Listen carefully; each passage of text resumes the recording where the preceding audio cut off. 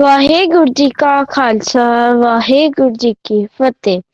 ਤਵੈ ਪ੍ਰਸਾਦ ਸਵਈਏ श्रावक सिद्ध समूह सिद्धांत के देख फिर कर जोग जति के सूर सुरारन शुद्ध सुधाधिक सन समूह अनेक मति के सारे ही देश को देख रहे हो मत को न देखे प्राणपति के श्री भगवान की पाई कृपा होते एक रति बिन एक रति के माते मतंग जरे जर संग अनूप रंग सवारे कोट तो रंग को रंग से कूद को पौन के गौन को जात नेवारे पारी जान के भूप पली बिद न्यावत शीस न जात विचारे एते पाए तो कहा पाए भूपत अंत को नांगे ही पाए पधारे जीत फिरा सब देश दिशान को बाजत टोलम मृदंग नगारे गूंजत गूढ़े गजान के सुंदर हिंसती है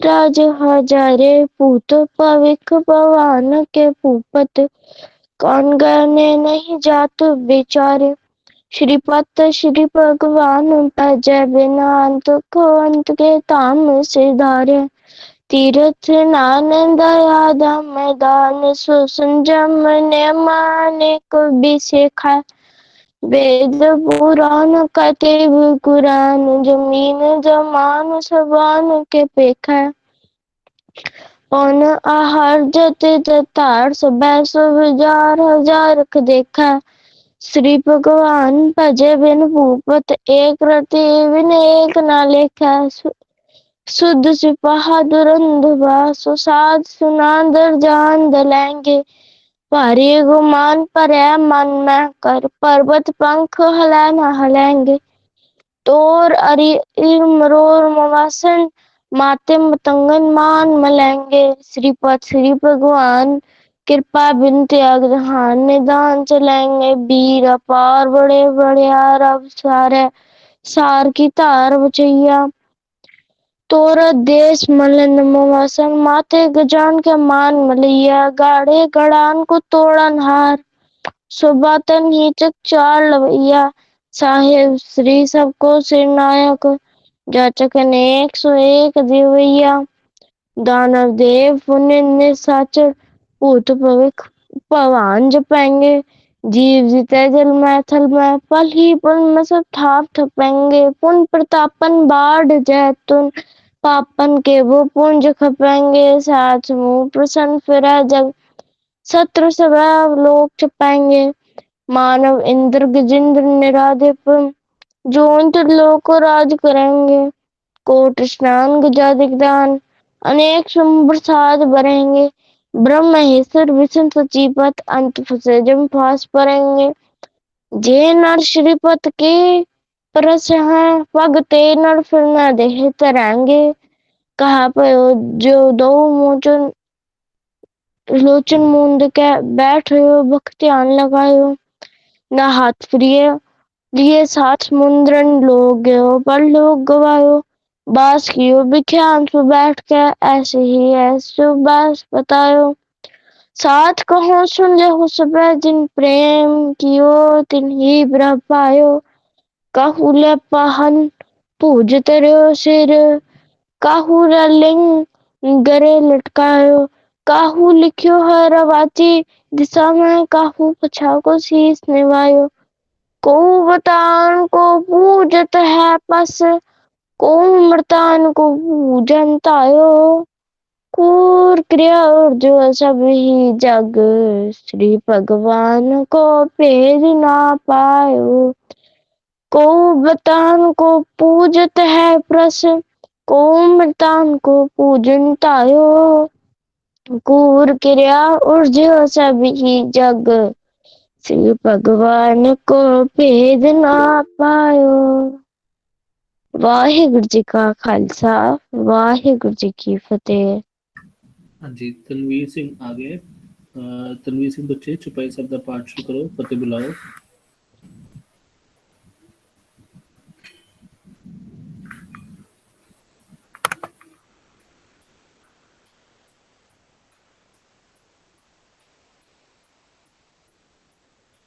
तनवीर सिंह माइक अनम्यूट करो, फतेह बुलाओ ते पाठ शुरू करो।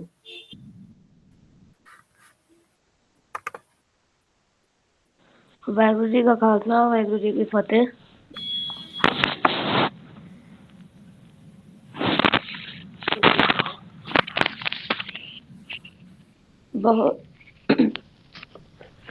बहुर असुर का काट साख है माथा, श्री असेकेत जगत के नाथा।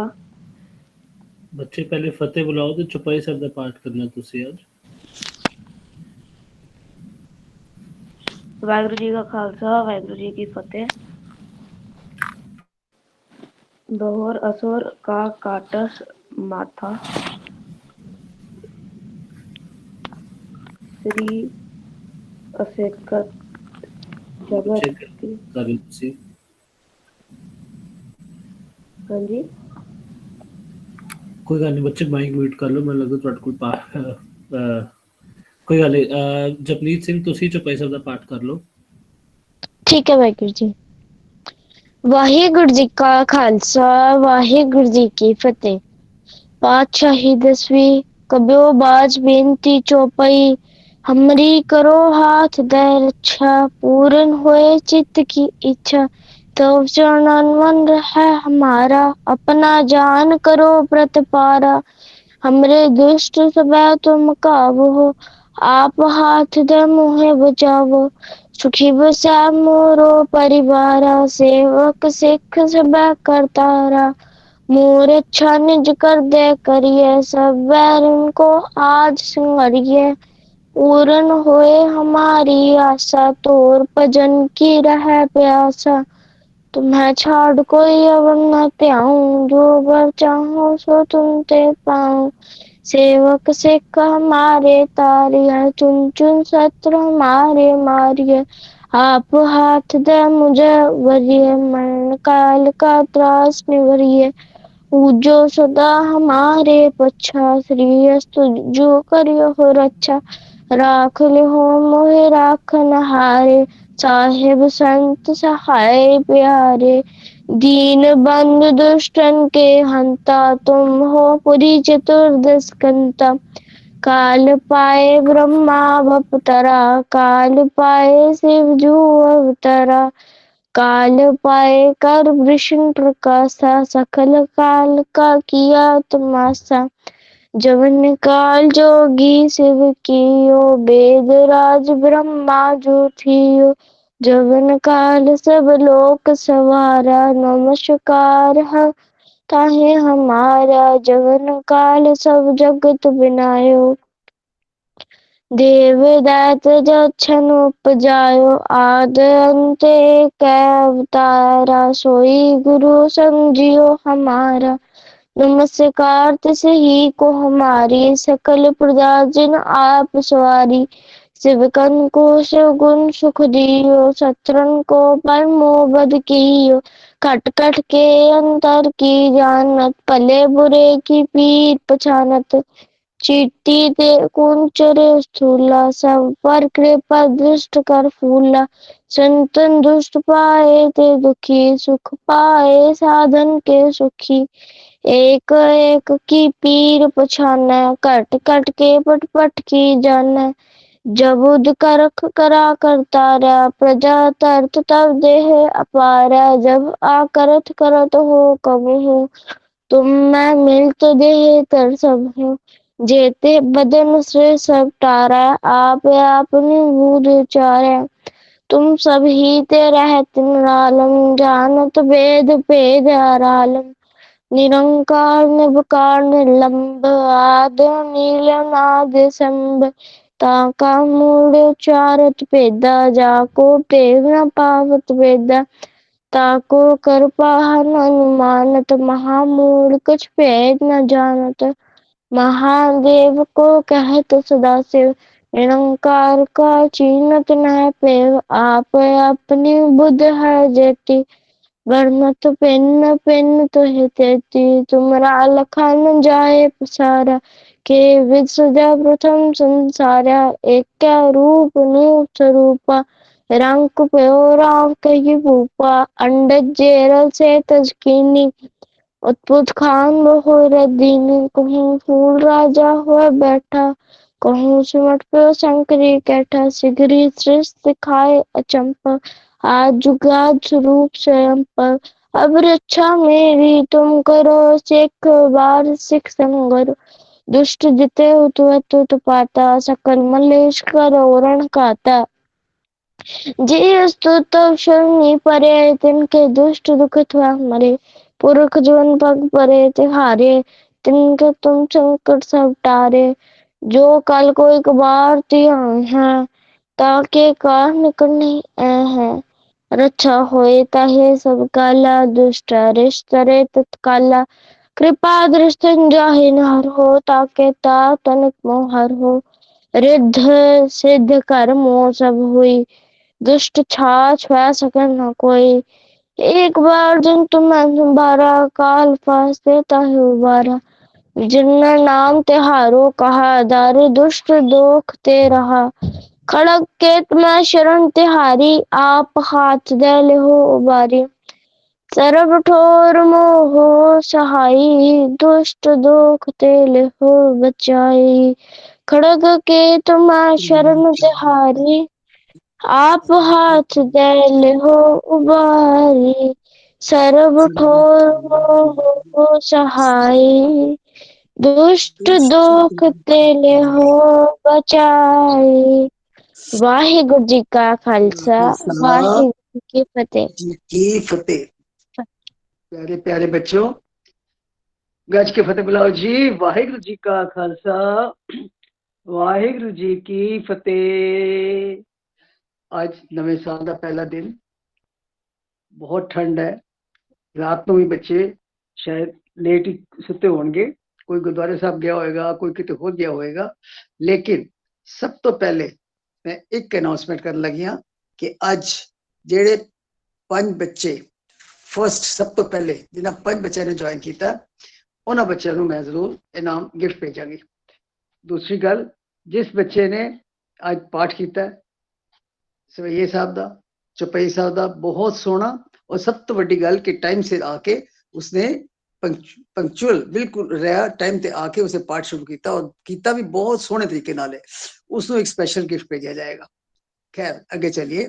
सो आज बहुत अच्छा खुशियां वाला दिन है। धन धन साहिब श्री गुरु गोबिंद सिंह जी महाराज का प्रकाश पुरब असीं कल मनाया। इस तो वड्डी होर खुशी की हो सकती है। तो उसके नाल एक दुनियावी खुशी जो आम लोग नवा साल करके बड़िया बधाइयां दे रहे हैं, बड़िया खुशियां मनाई जा रहे हैं। लेकिन चाहे वो साडे वास्ते वो नवा साल नहीं है। एक गल मैं फिर दोबारा करांगी, जदों नवा सम्मत आएगा फिर मैं तुहानूं दसांगी कि अज वाला नवा साल की है और साडे धर्म का नवा साल की है। खैर फिर भी इस खुशियां के मौके ते धन सन साहिब श्री गुरु गोबिंद सिंह जी महाराज के प्रकाश उत्सव के मौके ते मैं सब बच्चों नूं, सब वड्डियां नूं, सब गुरु नानक नाम देवा संगतां नूं, देश प्रदेश विच बैठियां संगतां नूं लख लख लख लख वधाई दिंदी हां जी। तो अपनी क्लास भी शेड्यूल के हिसाब नाल मैसेज मिल गया होएगा सबनों। अज साडे विच सरदार गगनदीप सिंह जी हाँ जी आ गए ने। हाँ जी वीर जी आ गए ने। हाँ जी अंगद सिंह जी, सर गगनदीप सिंह जी ज्वाइन कर लेता। हाँ जी वीर जी आ गए ने, वीर जी ज्वाइन कर ले। हाँ जी आ गए। वाहिगुरू जी का खालसा वाहिगुरू जी की फतेह। सारे बच्चे दर्शन कर रहे हैं, सामने नजर आ रहे हैं। अपने वीर, अपने प्यारे वीर, साडे परिवार का एक बड़े रिस्पैक्टेबल मैंबर सरदार गगनदीप सिंह जी सामने तुम दर्शन कर रहे हो। तो इन्हों गज के फतेह बुलाओ। वाहिगुरू जी का खालसा वाहिगुरू जी की फतेह। वाहिगुरू जी की और इन्होंने फतेह। अपनी क्लास विच स्वागत वास्ते, वैसे ये साडी क्लास के ही मैंबर ने, कोई बाहर नहीं आए, लेकिन बड़े दिन हो गए सी इन्हां नाल गलबात नहीं हुई सी, बच्चे भी याद कर रहे सी। सो इन्होंने बहुत मेहरबानी की, टाइम कढ़िया, बड़ी टाइट शेड्यूल विचों टाइम कढ़ के अज साडी क्लास आए ने। सो असीं इन्हां दा बहुत बहुत बहुत बहुत स्वागत करते हैं। महाराज कृपा करन, इन्हां नूं चढ़दी कला बख्शण और इसे तरीके इस साडे नाल साडी क्लास विच हमेशा ज्वाइन करते रहें। सो मैं ਹੁਣ ਜ਼ਿਆਦਾ ਸਮਾਂ ਨਹੀਂ ਲਵਾਂਗੀ। ਅੱਜ ਦੀ ਕਲਾਸ ਦਾ ਸਾਰਾ ਟੌਪਿਕ, ਔਰ ਸਭ ਨੂੰ ਪਤਾ ਹੈ ਅੱਜ ਦਾ ਟੌਪਿਕ ਕੀ ਹੈ। ਗੁਰੂ ਗੋਬਿੰਦ ਸਿੰਘ ਜੀ ਮਹਾਰਾਜ ਕੱਲ ਇੱਕ ਗੁਰਪੁਰਬ ਮਨਾਇਆ, ਸੋ ਉਹਨਾਂ ਦੇ ਬਾਰੇ ਹੋਰ ਡਿਟੇਲ ਵਿੱਚ ਹੋਰ ਅੱਛੇ ਤਰੀਕੇ ਨਾਲ ਤੁਹਾਨੂੰ ਸਮਝਾਉਣ ਵਾਸਤੇ ਵੀਰ ਜੀ ਆ ਗਏ ਨੇ। ਸੋ ਮੈਂ ਹੁਣ ਬੇਨਤੀ ਕਰਾਂਗੀ ਕਿ ਵੀਰ ਜੀ ਆਪਣਾ ਪ੍ਰੋਗਰਾਮ ਤੁਹਾਡਾ ਸ਼ੁਰੂ ਕਰੀਏ। ਮੈਨੂੰ ਇਜਾਜ਼ਤ ਦਿਓ। ਵਾਹਿਗੁਰੂ ਜੀ ਕਾ ਖਾਲਸਾ, ਵਾਹਿਗੁਰੂ ਜੀ ਕੀ ਫਤਿਹ। ਫਤਿਹ। ਹਾਂਜੀ, ਮੈਨੂੰ ਸਮਾਂ ਵੀ ਦੱਸ ਦਿੰਦੇ ਵਾਹਿਗੁਰੂ, ਸਮਾਂ ਕਦੋਂ ਤੱਕ ਹੈ ਮੇਰੇ ਕੋਲ?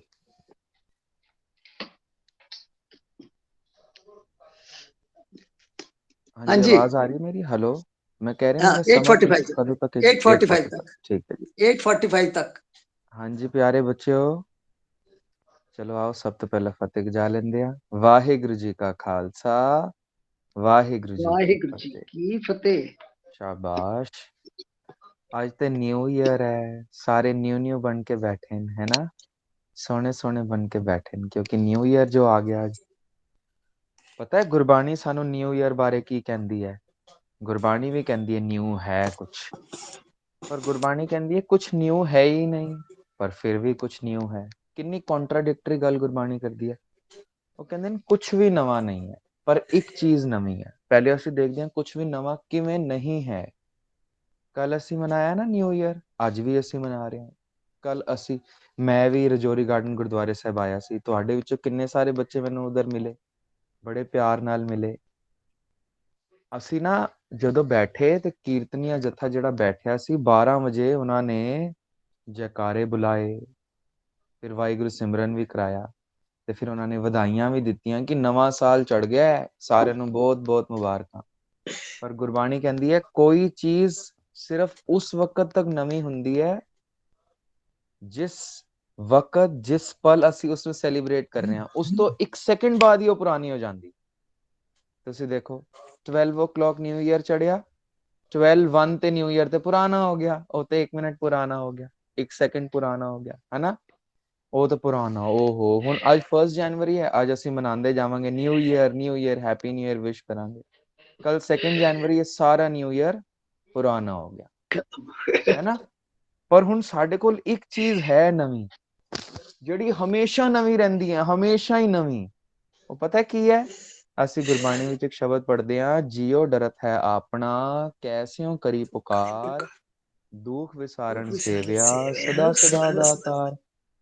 ਫਿਰ ਗੁਰਬਾਣੀ ਦੱਸਦੀ ਹੈ, ਸਾਹਿਬ ਮੇਰਾ ਨੀਤ ਨਵਾਂ, ਸਦਾ ਸਦਾ ਦਾਤਾਰ। ਗੁਰਬਾਣੀ ਕਹਿੰਦੀ ਵਾਹਿਗੁਰੂ ਹਮੇਸ਼ਾ ਹੀ ਨਵਾਂ ਹੈ, ਹਰ ਪਲ ਨਵਾਂ ਹੈ, ਹਰ ਵਕਤ ਨਵਾਂ ਹੈ, ਅਗਲੇ ਟਾਈਮ ਤੋਂ ਅਗਲੇ ਟਾਈਮ ਨਵਾਂ ਤੋਂ ਨਵਾਂ ਵਾਹਿਗੁਰੂ। ਹੁਣ ਦੇਖੋ ਮੈਂ ਨਾ ਨਵੀਂ ਕਾਰ ਖਰੀਦਣੀ ਹੈ, ਅਗਰ ਉਹ ਨਵੀਂ ਪਤਾ ਕਦੋਂ ਤੱਕ ਹੈ? ਜਦੋਂ ਤੱਕ ਮੇਰੀ ਕਸਟਡੀ ਵਿੱਚ ਨਹੀਂ ਆਈ। ਬਸ ਮੈਂ ਨਵਾਂ ਫੋਨ ਖਰੀਦਣਾ ਹੈ, ਮੈਂ ਆਈਫੋਨ 14 ਖਰੀਦਣਾ ਹੈ। ਮੈਂ ਆਈਫੋਨ 14 ਗਿਆ ਦੁਕਾਨ ਤੇ, ਮੈਂ ਖਰੀਦ ਲਿਆ, ਹੁਣ ਉਹ ਨਵਾਂ ਨਹੀਂ ਰਿਹਾ, ਪੁਰਾਣਾ ਹੋ ਗਿਆ ਮੇਰੇ ਕੋਲ ਆਂਦੇ ਹੀ। ਨਵੀਂ ਉਹ ਚੀਜ਼ ਹੁੰਦੀ ਹੈ ਜਿਹੜੀ ਸਾਨੂੰ ਮਿਲ ਜਾਏ ਔਰ ਭੁੱਖ ਖਤਮ ਹੋ ਜਾਏ। ਗੁਰਬਾਣੀ ਕਹਿੰਦੀ ਹਰ ਉਹ ਚੀਜ਼ ਨਵੀਂ ਹੈ ਜਿਹੜੀ ਮੈਨੂੰ ਮਿਲੇ ਔਰ ਮੇਰੀ ਭੁੱਖ ਹੀ ਖਤਮ ਹੋ ਜਾਏ, ਕਿਉਂਕਿ ਉਹ ਨਵੀਂ ਰਹੇ ਹਮੇਸ਼ਾ। ਪਰ ਹੁਣ ਦੇਖੋ, ਇੱਕ ਗੱਡੀ ਮੇਰੇ ਕੋਲ ਆ ਗਈ ਤੇ ਭੁੱਖ ਖਤਮ ਹੋ ਜਾਏਗੀ ਗੱਡੀਆਂ ਦੀ? ਬਿਲਕੁਲ ਨਹੀਂ। ਹੋਰ ਗੱਡੀਆਂ ਦੀ ਲਾਲਸਾ, ਅਗਰ ਮੈਂ ਸੈਂਟਰੋ ਖਰੀਦ ਲਈ, ਫਿਰ ਮੇਰਾ ਮਨ ਹੋਏਗਾ ਕਿ ਮੈਂ ਕੋਈ ਸਿਡਾਨ ਵੱਡੀ ਗੱਡੀ ਖਰੀਦਾਂ, ਮੈਂ ਡਿਜ਼ਾਇਰ ਖਰੀਦ ਲਾਂ। ਫਿਰ ਮੈਂ ਜਦੋਂ ਡਿਜ਼ਾਇਰ ਖਰੀਦ ਲਈ, ਫਿਰ ਮੇਰਾ ਮਨ ਹੋਏਗਾ ਕੋਈ SUV ਖਰੀਦ ਲਾਂ, ਸਕੋਰਪੀਓ ਖਰੀਦ ਲਾਂ। ਫਿਰ ਜਦੋਂ ਮੈਂ ਸਕੋਰਪੀਓ ਖਰੀਦ ਲਈ, ਫਿਰ ਮੇਰਾ ਮਨ ਹੋਏਗਾ ਮਰਸੀਡੀਜ਼ ਵੀ ਖਰੀਦ ਲਾਂ। ਫਿਰ ਜਦੋਂ ਮੈਂ ਮਰਸੀਡੀਜ਼ ਲੈ ਲਈ, ਫਿਰ ਮਨ ਹੋਏਗਾ ਨਹੀਂ ਨਹੀਂ ਜੈਗੁਆਰ ਵੀ ਹੋਣੀ ਚਾਹੀਦੀ ਹੈ, ਫਿਰ ਉਹ ਵੀ ਲੈ ਲਈ। ਫਿਰ ਰੋਲਸ ਰॉयस ਵੀ ਹੋਣੀ ਚਾਹੀਦੀ ਹੈ, ਫਿਰ ਫਰਾਰੀ ਵੀ ਹੋਣੀ ਚਾਹੀਦੀ ਹੈ। ਬੜੇ ਸਾਰੇ ਬ੍ਰਾਂਡ ਮੈਂ ਗਿਣਵਾ ਸਕਦਾ। ਉਸ ਤੋਂ ਬਾਅਦ ਸੋਚੋ ਮਹਿੰਗੀ ਤੋਂ ਮਹਿੰਗੀ, ਦੁਨੀਆ ਦੀ ਸਭ ਤੋਂ ਮਹਿੰਗੀ ਗੱਡੀ ਅਸੀਂ ਖਰੀਦ ਲਈ, ਉਸ ਤੋਂ ਬਾਅਦ ਭੁੱਖ ਖਤਮ ਹੋ ਜਾਏਗੀ? ਨਹੀਂ। ਹੁਣ ਮਨ ਹੋਏਗਾ ਚੌਪਰ ਖਰੀਦ ਲਾਂ ਮੈਂ, ਅੰਬਾਨੀ ਕੋਲ ਤੇ ਚੌਪਰ ਹੈ, ਮੈਂ ਚੌਪਰ ਖਰੀਦਾਂ, ਹੈਲੀਕਾਪਟਰ ਖਰੀਦਾਂ। ਹੈਲੀਕਾਪਟਰ ਖਰੀਦਣ ਤੋਂ ਬਾਅਦ ਪ੍ਰਾਈਵੇਟ ਜੈਟ ਹੋਏ। ਇਹ ਭੁੱਖ ਕਦੇ ਨਹੀਂ ਖਤਮ ਹੁੰਦੀ। ਗੁਰੂ ਸਾਹਿਬ ਕਹਿੰਦੇ ਆ ਤ੍ਰਿਸ਼ਨਾ ਬਿਰਲੇ ਹੀ ਕੀ ਬੂਝੀ ਹੈ। ਕਹਿੰਦੇ ਨੇ ਤ੍ਰਿਸ਼ਨਾ ਜਿਹੜੀ ਹੁੰਦੀ ਹੈ ਨਾ, ਲਾਲਚ, ਇਹ ਨਿਊ ਥਿੰਗਸ ਦੀ, ਨਿਊ ਕੁਛ ਨਵੀਂ ਕੋਠੀ ਖਰੀਦ ਲੈਣ ਦੀ। ਇੱਕ ਕੋਠੀ ਖਰੀਦਾਂਗੇ, ਲਾਲਚ 10 ਦੀ ਪੈਦਾ ਹੋ ਜਾਏਗੀ। 10 ਮਹਿਲ ਬਣਾਈਏ, 10 ਬਣਾਵਾਂਗੇ, ਲਾਲਚ ਹੋਏਗੀ ਪੂਰੇ ਸੰਸਾਰ ਦਾ ਬਾਦਸ਼ਾਹ ਬਣ ਜਾ। ਗੁਰੂ ਸਾਹਿਬ ਕਹਿੰਦੇ ਨੇ ਅੱਜ ਤੱਕ ਕੋਈ ਸੰਸਾਰ ਦਾ ਬਾਦਸ਼ਾਹ ਨਹੀਂ ਬਣਿਆ, ਪਰ ਅਗਰ ਬਣ ਜਾਏ ਤਾਂ ਵੀ ਉਹ ਸੁਖੀ ਨਹੀਂ ਹੋਏਗਾ। ਪਤਾ ਹੈ ਸੁਖਮਨੀ ਸਾਹਿਬ ਵਿੱਚ ਇੱਕ ਪੰਕਤੀ ਆਂਦੀ ਹੈ, ਸਗਲ ਸ੍ਰੇਸ਼ਟ ਕੋ ਰਾਜਾ ਦੁਖੀਆ, ਹੋਏ ਵਾਹਿਗੁਰੂ ਜੀ ਸਾਰੀ ਸ੍ਰਿਸ਼ਟੀ ਦਾ ਰਾਜਾ ਵੀ ਦੁਖੀ ਹੈ, ਫਿਰ ਤੇ ਮੈਂ ਕਿਹੜੀ ਨਿਊ ਚੀਜ਼ ਨਾਲ ਹੈਪੀ ਹੋਵਾਂਗਾ, ਕਿਹੜਾ ਨਿਊ ਈਅਰ ਆਏਗਾ। ਫਿਰ ਗੁਰੂ ਸਾਹਿਬ ਕਹਿਣਗੇ ਮਹਾ ਦਿਵਸ ਮੂਰਤ ਭਲੇ ਜਿਸਕੋ ਨਦਰ ਕਰੇ। ਨਦਰ ਕਰੇ। ਕਹਿੰਦੇ ਨੇ ਤੇਰੇ ਲਈ ਵੀ ਇੱਕ ਨਿਊ ਈਅਰ ਆ ਸਕਦਾ ਹੈ ਜਿਸ ਦਿਨ ਵਾਹਿਗੁਰੂ ਤੇਰੇ ਉੱਪਰ ਆਪਣੀ ਨਜ਼ਰ ਰੱਖ ਦਵੇ, ਜਿਸ ਦਿਨ ਤੇਰੇ ਤੇ ਨਜ਼ਰ ਕਰ ਦਵੇ। ਨਾਨਕ ਮੰਗੈ ਦਰਸ਼ਦਾਨ ਕਿਰਪਾ ਕਰੋ ਹਰੇ। ਤੇ ਵਾਹਿਗੁਰੂ ਦੀ ਸਦਾ ਕਿਰਪਾ ਮੰਗਦਾ ਰਹੋ, ਫਿਰ ਤੇਰੇ ਲਈ ਨਿਊ ਈਅਰ ਆ ਜਾਏਗਾ। ਅੱਜ ਅਸੀਂ ਪ੍ਰਕਾਸ਼ ਪੁਰਬ ਮਨਾ ਰਹੇ ਹਾਂ ਨਾ ਸ਼੍ਰੀ ਗੁਰੂ ਗੋਬਿੰਦ ਸਿੰਘ ਸਾਹਿਬ ਜੀ ਦਾ।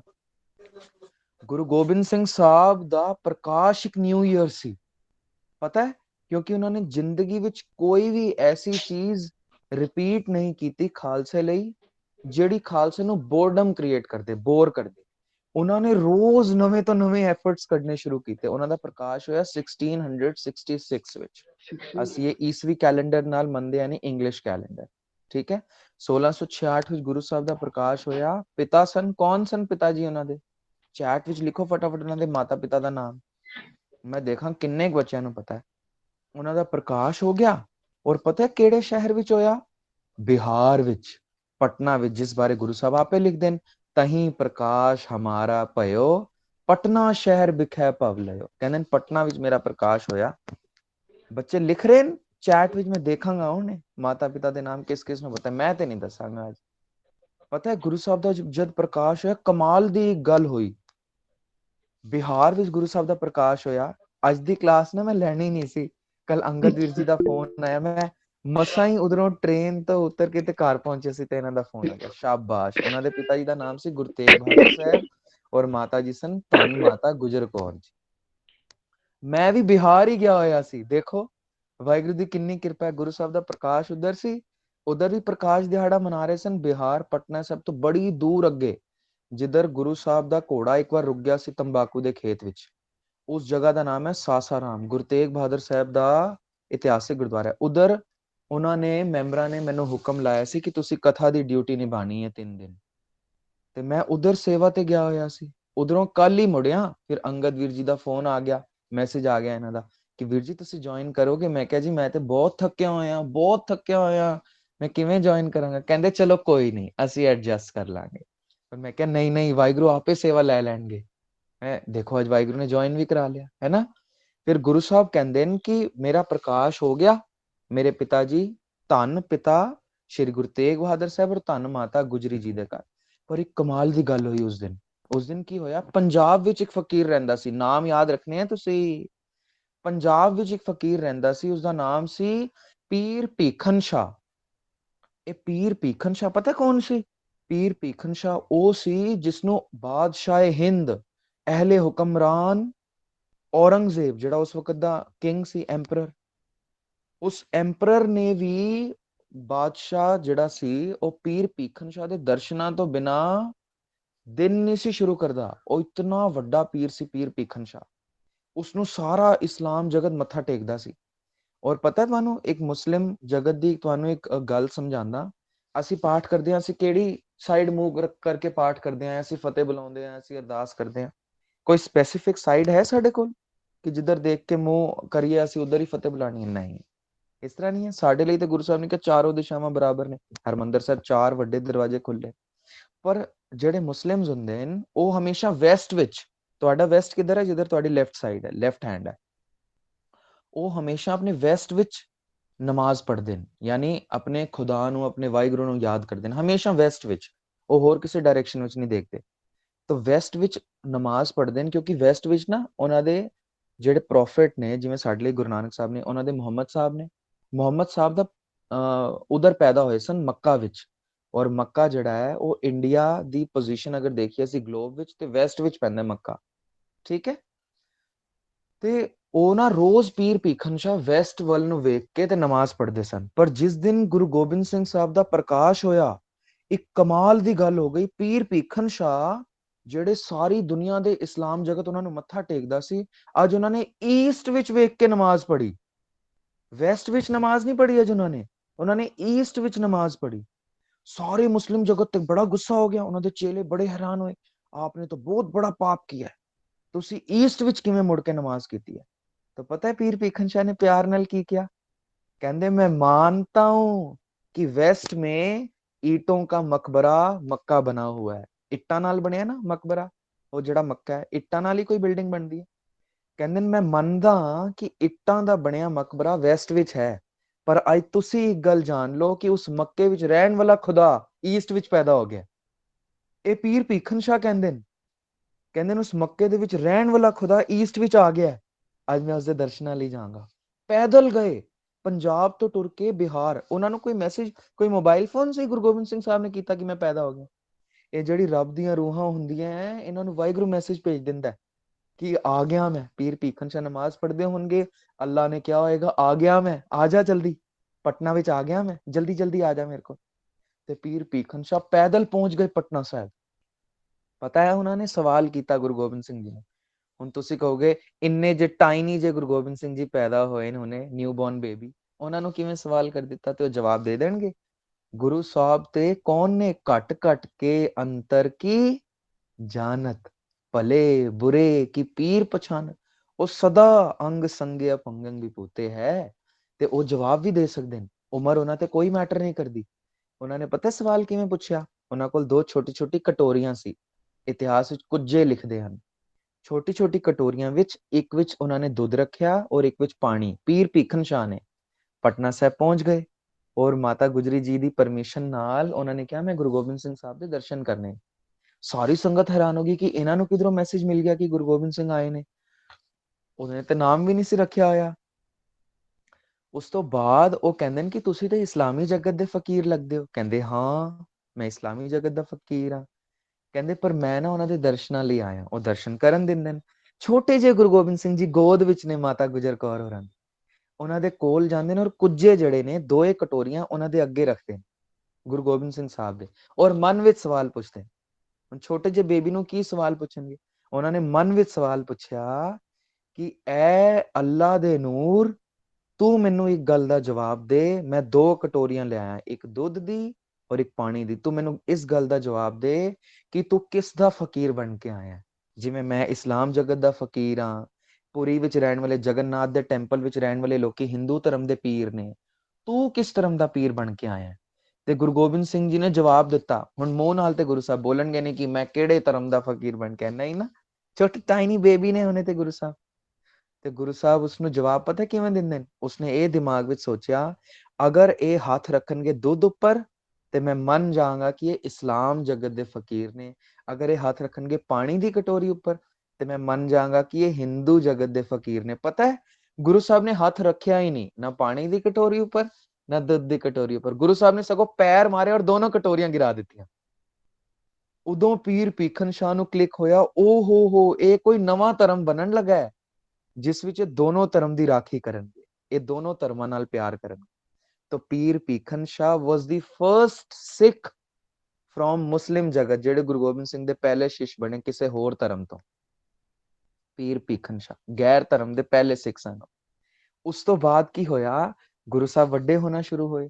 ਉਹਨੇ ਛੋਟੇ ਹੀ ਸਨ, ਖੇਡਦੇ ਸਨ ਬਾਹਰ ਨਾ, ਆਪਣੀ ਕਾਲੋਨੀ ਵਿੱਚ ਖੇਡਦੇ ਸਨ। ਬੜੀ ਜੁਰਤ ਸੀ ਗੁਰੂ ਸਾਹਿਬ, ਡਰਦੇ ਕਿਸੇ ਤੋਂ ਨਹੀਂ ਸੀ। ਛੋਟੇ ਜਿਹੇ ਬੇਬੀ ਸੀਗੇ ਉਹਨੇ 3-4 ਸਾਲ ਦੇ, ਔਰ ਉਹਨਾਂ ਨੂੰ ਡਾਂਟ ਕੋਈ ਨਹੀਂ ਸੀ ਸਕਦਾ। ਗੁਰੂ ਤੇਗ ਬਹਾਦਰ ਸਾਹਿਬ ਨੇ ਕਿਹਾ ਸੀ ਜੋ ਗੋਬਿੰਦ ਕੀਆ ਸੋ ਭਲਾ ਕੀਆ, ਜੋ ਕਰੇਗਾ ਸੋ ਭਲਾ ਕਰੇਗਾ।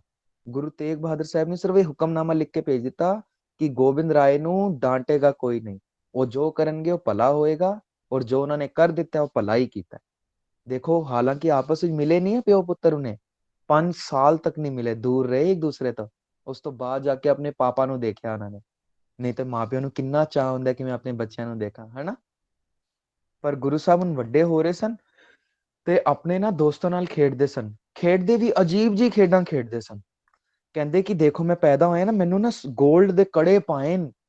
ਉਹ ਕਿਹੜੀ ਇੱਕ ਸਟੇਟ ਦਾ ਰਾਜਾ ਆਇਆ ਸੀ, ਮੈਂ ਸਟੇਟ ਚੇਤੇ ਭੁੱਲ ਗਈ ਹੈ ਮੇਰੇ ਤੋਂ, ਉਹ ਕੜੇ ਦੇ ਕੇ ਗਿਆ ਗੁਰੂ ਸਾਹਿਬ, 골ਡ ਦੇ ਕੜੇ। ਗੁਰੂ ਸਾਹਿਬ ਨੇ ਬੜੇ ਮੋਟੇ 골ਡ ਦੇ ਕੜੇ ਪਾਏ ਸਨ। ਤੇ ਇੱਕ ਦਿਨ ਗੰਗਾ ਦੇ ਕਿਨਾਰੇ ਗੁਰੂ ਸਾਹਿਬ खेल रहे सन बच्चियां नाल, अपने दोस्तों नाल, कहंदे देखो ये गोल्ड के कड़े हैं, तुम कितनी दूर फेंक सकते हो चीजें। तो लोकी पत्थर सुटन, ए देखो गोबिंद राय जी ਅਸੀਂ ਉਧਰ ਦੂਰ ਪਾਣੀ ਵਿੱਚ ਸੁੱਟ ਸਕਦੇ ਹਾਂ ਪੱਥਰ। ਗੁਰੂ ਸਾਹਿਬ ਕਹਿੰਦੇ ਮੈਂ ਵੀ ਸੁੱਟ ਸਕਦਾ। ਕੱਢਦੇ ਨੇ 골ਡ ਦਾ ਕੜਾ ਔਰ ਦੂਰ ਸੁੱਟ ਦਿੰਦੇ ਨੇ ਗੰਗਾ ਵਿੱਚ।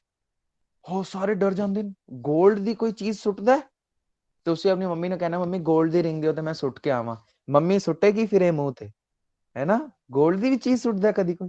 ਪਰ ਗੁਰੂ ਸਾਹਿਬ ਨੇ ਕੜਾ ਸੁੱਟ ਦਿੱਤਾ। ਸਾਰੇ ਦੋਸਤ ਘਬਰਾ ਗਏ ਔਰ ਫਟਾਫਟ ਦੌੜੇ ਵਾਹਿਗੁਰੂ ਕਿਰਪਾ ਕਰਨ ਮਾਤਾ ਗੁਜਰੀ ਜੀ ਕੋਲ ਕਿ ਮਾਤਾ ਜੀ ਉਹਨਾਂ ਨੇ 골ਡ ਦਾ ਕੜਾ ਸੁੱਟ ਦਿੱਤਾ। ਮਾਤਾ ਜੀ ਦੌੜੇ ਦੌੜੇ ਆਏ, ਬੜਾ ਕੋਸਟਲੀ 골ਡ ਦਾ ਕੜਾ ਸੀ ਇਹ, ਇਹਨਾਂ ਨੇ ਕੀ ਕੀਤਾ, ਫਟਾਫਟ ਬੋਟ ਤੇ ਬੈਠੇ, ਗੁਰੂ ਗੋਬਿੰਦ ਸਿੰਘ ਸਾਹਿਬ ਨੂੰ ਵਿੱਚ ਬਿਠਾਇਆ, ਹੋਰ ਤੈਰਾਕ ਜਿਹੜੇ ਸੀ ਉਹਨਾਂ ਨੂੰ ਵੀ ਨਾਲ ਲੈ ਲਿਆ। ਬੋਟ ਲੈ ਗਏ ਗੰਗਾ ਦੇ ਕਿਨਾਰੇ ਤੋਂ ਅੱਗੇ ਤੱਕ, ਤੇ ਗੁਰੂ ਸਾਹਿਬ ਨੂੰ ਪੁੱਛਦੇ ਨੇ ਕਿੱਧਰ ਸੁੱਟਿਆ ਸੀ ਕੜਾ, ਸੱਚ ਸੱਚ ਦੱਸੋ ਕਿੱਧਰ ਸੁੱਟਿਆ ਸੀ। ਤੇ ਗੁਰੂ ਸਾਹਿਬ ਨੇ ਪਤਾ ਕੀ ਨਹੀਂ ਕੀਤਾ, ਇਸ਼ਾਰੇ ਨਾਲ ਨਹੀਂ ਦੱਸਿਆ ਕਿ ਉਧਰ ਸੁੱਟਿਆ ਸੀ, ਉਧਰ ਸੁੱਟਿਆ ਸੀ। ਗੁਰੂ ਸਾਹਿਬ ਨੇ ਕੀ ਕੀਤਾ, ਦੂਸਰਾ ਕੜਾ ਵੀ ਕੱਢਿਆ ਔਰ ਉਹ ਵੀ ਵਗਾ ਕੇ ਵਿੱਚ ਮਾਰਿਆ, ਕਹਿੰਦੇ ਮੰਮਾ ਉਧਰ ਸੁੱਟਿਆ ਸੀ। ਮਾਤਾ ਗੁਜਰ ਜੀ ਕਹਿੰਦੇ ਓਏ ਹੋਏ ਇਹ ਕੀ ਹੋ ਗਿਆ। ਫਿਰ ਉਹਨਾਂ ਨੂੰ ਯਾਦ ਆਂਦਾ ਜੋ ਕਰੇਗਾ ਸੋ ਭਲਾ ਕਰੇਗਾ, ਜੋ ਕੀਆ ਸੋ ਭਲਾ ਕੀਆ। ਫਿਰ ਪੁੱਛ ਲੈਂਦੇ ਨੇ ਬੇਟਾ ਜੀ ਇਹ ਤੁਸੀਂ ਕੜੇ ਕਿਉਂ ਸੁੱਟ ਦਿੱਤੇ ਦੋਏ। ਤੇ ਗੁਰੂ ਸਾਹਿਬ ਕਹਿੰਦੇ ਨੇ ਮਾਤਾ ਜੀ ਗੁਰੂ ਨਾਨਕ ਦੇਵ ਜੀ ਨੇ ਮੇਰੀ ਡਿਊਟੀ ਲਗਾਈ ਹੈ ਕਿ ਸਿੱਖਾਂ ਦੇ ਹੱਥ ਮਜ਼ਬੂਤ ਕਰਨੇ ਤਾਂ ਕਿ ਉਹ ਜ਼ੁਲਮ ਦਾ ਟਾਕਰਾ ਕਰ ਸਕਣ, ਤੇ ਸੋਨੇ ਦੇ ਕੜੇ ਤੁਸੀਂ ਪਿਨਾ ਰਹੇ ਹੋ, ਸੋਨਾ ਤੇ ਬੜਾ ਕਮਜ਼ੋਰ ਹੁੰਦਾ ਹੈ, ਮੈਂ ਲੋਹੇ ਦੇ ਕੜੇ ਪਿਨਾਂਗਾ ਜਿਹੜਾ ਸਟਰੋਂਗ ਹੁੰਦਾ ਹੈ ਨਾ। ਜਿਹੜੇ ਬੱਚੇ ਪੜ੍ਹਦੇ ਨੇ ਸਕੂਲ ਵਿੱਚ ਸਾਇੰਸ, ਮੈਂ ਵੀ ਸਾਇੰਸ ਪੜਾਉਂਦਾ ਸਕੂਲ ਵਿੱਚ, ਮੇਰੇ ਸਕੂਲ ਦੇ ਬੱਚੇ ਬੈਠੇ ਨੇ, ਉਹਨਾਂ ਨੂੰ ਚੇਤੇ ਹੋਏਗਾ ਕਿ 골ਡ ਦੀ ਇੱਕ ਪ੍ਰੋਪਰਟੀ ਹੁੰਦੀ ਹੈ ਕਿ 골ਡ ਇਜ਼ ਮੈਲੀਏਬਲ ਐਂਡ 골ਡ ਇਜ਼ ਡਕਟਾਈਲ, ਮਤਲਬ it can be ਬੀਟਨ into sheets and can be ਡਰਾwn into virus. ਬੜਾ ਸੌਫਟ ਮੈਟਲ ਹੈ 골ਡ। ਤੇ ਗੁਰੂ ਸਾਹਿਬ ਕਹਿੰਦੇ ਨੇ ਇੰਨਾ ਸੌਫਟ ਸਿੱਖ ਨੂੰ ਨਹੀਂ ਬਣਾਵਾਂਗਾ, ਮੈਂ ਉਸਨੂੰ ਤਾਕਤਵਰ ਬਣਾਵਾਂਗਾ, ਤਾਂ ਹੀ ਤੇ ਕਹਿ ਸਕਾਂਗਾ चिड़ियों से मैं बाज लड़ाऊं, गिदड़ों से मैं शेर दौड़ाऊं, 1.25 लाख से एक लड़ाऊं, तब गोबिंद सिंह नाम कहाऊं। ਫਿਰ ਉਸ ਤੋਂ ਬਾਅਦ ਪਟਨਾ ਸ਼ਹਿਰ ਦਾ ਇੱਕ ਰਾਜਾ ਸੀ, ਉਸਦਾ ਨਾਮ ਸੀ ਫਤਿਹ ਚੰਦ ਮੈਣੀ। ਇਹ ਵੀ ਨਾਮ ਯਾਦ ਰੱਖਣਾ ਤੁਸੀਂ, ਰਾਜੇ ਦਾ ਨਾਮ ਹੈ ਫਤਿਹ ਚੰਦ ਮੈਣੀ। ਫਤਿਹ ਚੰਦ ਮੈਣੀ ਦੀ ਇੱਕ ਵਾਈਫ ਸੀ, ਉਸਦਾ ਨਾਮ ਸੀ ਮਾਤਾ ਵਿਸ਼ੰਭਰਾ ਦੇਵੀ। ਵੈਸੇ ਉਸਦਾ ਨਾਮ ਸੀ ਰਾਣੀ ਵਿਸ਼ੰਭਰਾ ਦੇਵੀ। ਮਾਤਾ ਕਿਉਂ ਪਿਆ ਹੁਣੇ ਦੱਸਦਾ। ਉਹਨਾਂ ਦੇ ਘਰ ਨਾ ਔਲਾਦ ਕੋਈ ਨਹੀਂ ਸੀ, ਬੜੇ ਸ਼ਰਧਾਲੂ ਲੋਕ ਸੀਗੇ, ਬੜੇ ਪ੍ਰੇਮ ਵਿੱਚ ਭਗਤੀ ਕਰਦੇ ਸੀ ਰੋਜ਼, ਤੇ ਰੋਜ਼ ਅਰਦਾਸਾਂ ਕਰਨ ਹਾਏ ਖੁਦਾ ਸਾਡੇ ਘਰ ਵੀ ਕਦੀ ਔਲਾਦ ਹੁੰਦੀ। ਮਾਤਾ ਵਿਸ਼ੰਭਰਾ ਦੇਵੀ ਔਰ ਰਾਜਾ ਫਤਿਹ ਚੰਦ ਮੈਣੀ। ਤੇ ਇੱਕ ਦਿਨ ਨਾ ਆਪਣੀ ਖਿੜਕੀ ਤੋਂ ਬਾਹਰ ਉਹ ਦੇਖ ਰਹੀ ਰਾਣੀ ਕਿ ਗੁਰੂ ਗੋਬਿੰਦ ਸਿੰਘ ਜੀ ਖੇਲ ਰਹੇ ਨੇ ਆਪਣੇ ਦੋਸਤਾਂ ਨਾਲ, ਔਰ ਗੁਰੂ ਗੋਬਿੰਦ ਸਿੰਘ ਜੀ ਬਹੁਤ ਖੂਬਸੂਰਤ ਸੀਗੇ, ਨੀਰਾ ਰੱਬ ਦਾ ਨੂਰ ਹੀ ਖੇਲ ਰਿਹਾ ਸੀ। ਸੋਚੋ, ਉਹ ਸੋਚਦੀ ਸੀ ਕਿ ਹਾਏ ਕਦੀ ਮੇਰੀ ਔਲਾਦ ਹੋਈ ਇਸ ਤਰ੍ਹਾਂ ਦੀ ਜਿਸ ਤਰ੍ਹਾਂ ਦਾ ਇਹ ਬੱਚਾ ਹੈ, ਤੇ ਮੈਂ ਗਦਗਦ ਹੋ ਜਾਵਾਂ, ਮੈਨੂੰ ਹੋਰ ਕੁਝ ਚਾਹੀਦਾ ਹੀ ਨਾ ਹੋਵੇ। ਇਹੀ ਸੋਚ ਸੋਚ ਕੇ ਰੋ ਰੋ ਕੇ ਉਸਦੀਆਂ ਅੱਖਾਂ ਬੰਦ ਹੋ ਗਈਆਂ, ਰੋਏ ਜਾ ਰਹੀ ਕਿ ਵਾਹਿਗੁਰੂ ਮੈਨੂੰ ਤੁਸੀਂ ਔਲਾਦ ਹੀ ਦੇ ਦਿੰਦੇ।